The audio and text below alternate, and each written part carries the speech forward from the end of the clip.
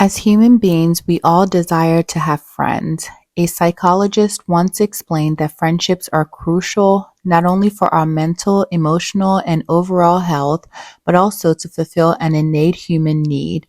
However, sometimes the strong yearning for friends can blind us to dangers posed by our so-called friends. Hi guys, welcome back to my channel. My name is Shay and I make videos that mostly highlight cases of children and adults with special needs, as this subset of the population are most likely to be victims of crime.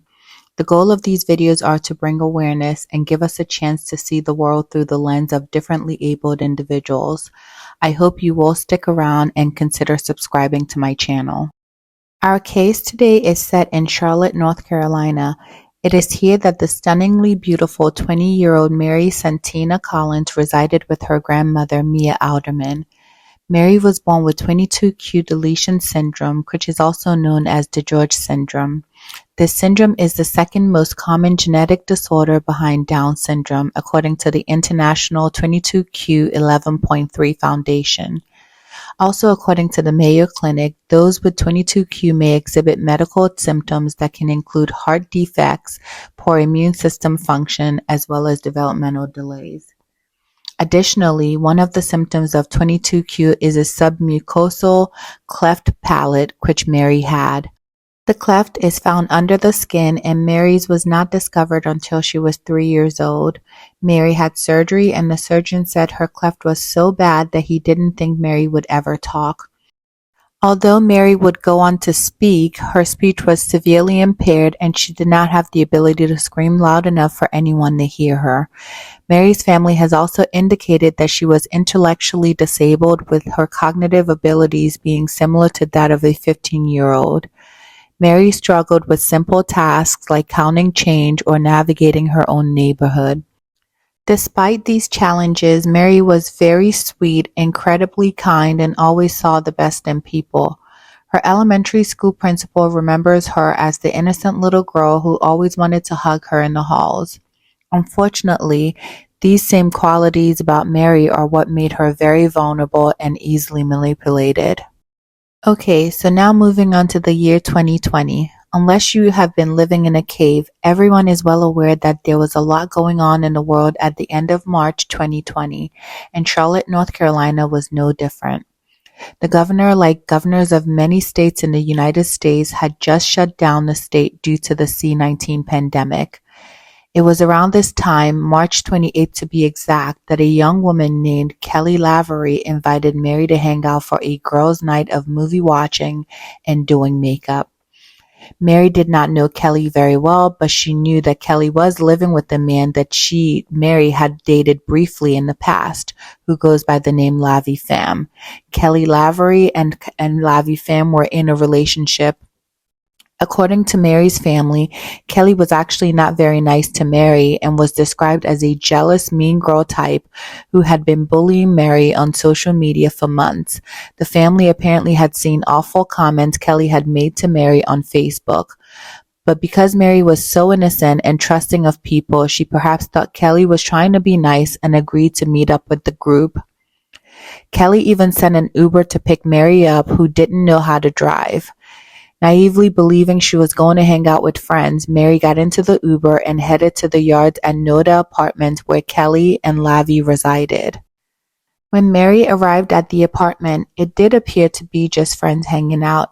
Also hanging out that night was Kelly and Lavi's friend, 22-year-old Jimmy Salerno. The group had ordered Mary's favorite food, sushi, and took videos in the hallway of the apartment complex that they ultimately uploaded to their social media. But unfortunately, this will be the last video showing Mary alive. At some point during the night, things took a dark turn. Kelly and Lavi allegedly drugged Mary by slipping Xanax into Mary's drink.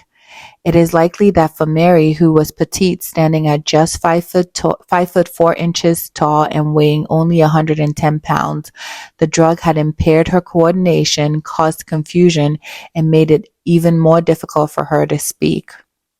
The group then placed Mary in the bathtub, where they allegedly brutally attacked Mary by cutting and stabbing her repeatedly. For someone who is already disoriented and could barely scream, it is likely that no one even heard her even if she tried to yell for help. After the senseless stabbing, it is alleged that Salerno called America Deal, a then 18-year-old woman whom he had met on a dating app Tinder, and asked her to come over to help clean up the crime scene.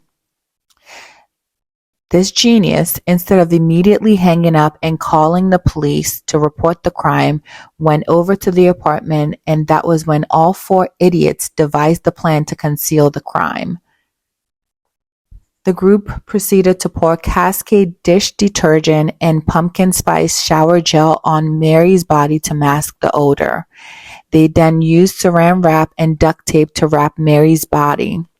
Finally, they decided that the best way to dispose of Mary's lifeless body was to hide her inside the mattress of the bed where Kelly and Lavi slept. Yes, you heard that right, guys. Inside the mattress that the couple slept on. Like, how disgusting, depraved, and inhumane could these people possibly be? On March 30th, after not hearing from Mary for a day and a half, Mary's grandmother reported her missing. The police initially refused to look for Mary in any meaningful way for nearly a week, despite pleas from her family informing them that Mary suffered from a socially crippling disability, and tried to convince the police that there is no way that she would have simply taken off and ignored their calls. But instead of waiting for police to investigate, the family took action. The family tracked Mary's phone to the Noda apartment and paid a visit to Kelly and Lavi to ask where Mary was. The couple insisted that Mary had left on her own, but the family knew this was not true because Mary could barely get around her own neighborhood without getting lost.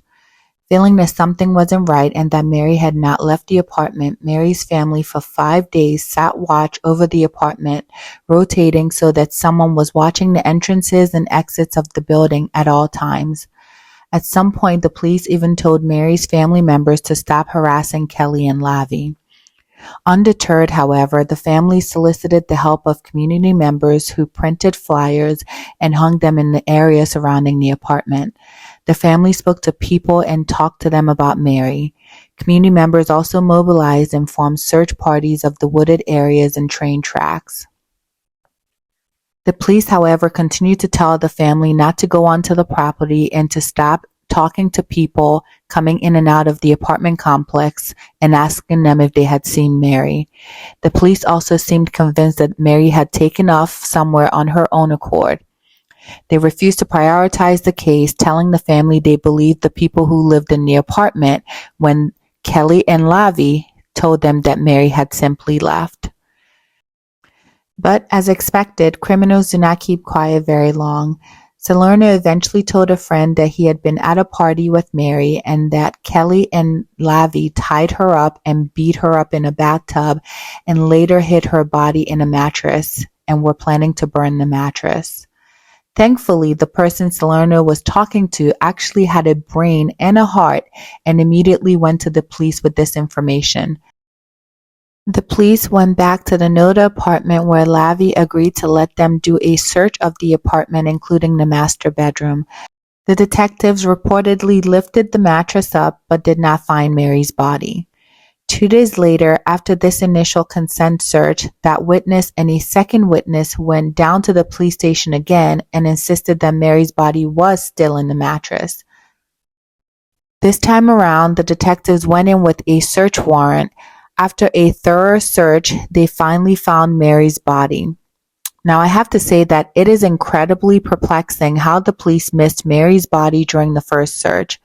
Of course, you could chalk it up to the fact that she was so small, so maybe they didn't notice the weight in the mattress. But you would have to think that at some point they would have smelled her decaying body. Like, I can't imagine that the Cascade dish soap and pumpkin spice gel would have truly concealed the smell from seasoned detectives. But according to the police, the body was concealed very well in that mattress. Anyhow, an autopsy later revealed that Mary suffered multiple blunt and sharp trauma injuries to her face, head, and body, and Mary sustained over 133 stab wounds during the attack. Like, how barbaric was that? Although many of the wounds were shallow, they were enough to cause her to bleed out. So if Mary was conscious during the attack, I can't even imagine how terrified and confused she must have felt thinking these people were actually her friends. Text messages retrieved by police later revealed that the couple intended to kill Mary because she had previously turned the couple's request for a threesome down. So essentially, she turned down a threesome. All 4 individuals were eventually arrested for each of their role in Mary's murder. Kelly, who was considered the ringleader, pleaded guilty to second-degree murder, kidnapping, and concealment of a body, and was sentenced to 20 to 25 years in prison for the murder and kidnapping charges and 5 to 7 years for the concealment charge. It's actually disgusting to know that this piece of crap human being, who was 27 at the time of her sentencing, could be released in her 50s and be able to live many, many more years as a free person. Like, just absolutely sickening to know that this is an actual possibility. Lavi, on the other hand, pleaded not guilty to murder and kidnapping charges. His last court date was June 2022, but since then there has literally been no movement in his case. Similarly, Salerno pleaded not guilty to murder, kidnapping, and failure to report / concealment. His case has not been adjudicated for over 2 years now. And what's even more bizarre and confusing is that on Saturday, June 3rd, 2023, Salerno posted $250,000 bond and was released from jail, according to the Mecklenburg County Sheriff's Office records. The 4th suspect, America Jill, was charged with accessory after the fact and failure to report / concealment. Deal was in Colorado and immediately turned herself into authorities. She was later released in September of 2021, and her case is also still pending. It's not clear to me whether it is the backlog of cases from the pandemic that is causing such a delay in adjudicating these cases, but I will definitely continue to monitor the progress of things and provide updates as appropriate. Mary did not deserve what happened to her. She was a beautiful girl who, like all of us, just wanted to belong, have friends, and enjoy life like any other 20-something-year-old. She had a heart of gold and saw the best in everyone. Words cannot describe how much her family loved her and fought to find her. I mean, just their persistence alone in the early days of her disappearance is enough to show you how much they loved and cared for Mary. I firmly believe that them watching and keeping vigilance was what prevented Kelly and Lavi from being able to remove that mattress from the apartment and disposing of Mary's body. Following her senseless murder, Mary's family has also started a foundation called Mary's Voice to raise awareness about other victims of crimes and improve police response time for missing and endangered individuals with disability. I'll leave a link to their website and Instagram in the description box of this video. As always, guys, thank you for just taking the time to listen to this video. Experiencing life through the eyes of differently abled individuals is absolutely wonderful and incredibly rewarding. It really does make you remember the beautiful and innocent parts of life. And while my videos do show the ugly side of humans, I hope it does teach you a little bit about the different disabilities that some people have to live with on a daily basis, and that it reminds you to be compassionate and kind to one another. I hope you stick around and subscribe to my channel. Until the next one, guys, please be kind and show love to each other. Bye-bye.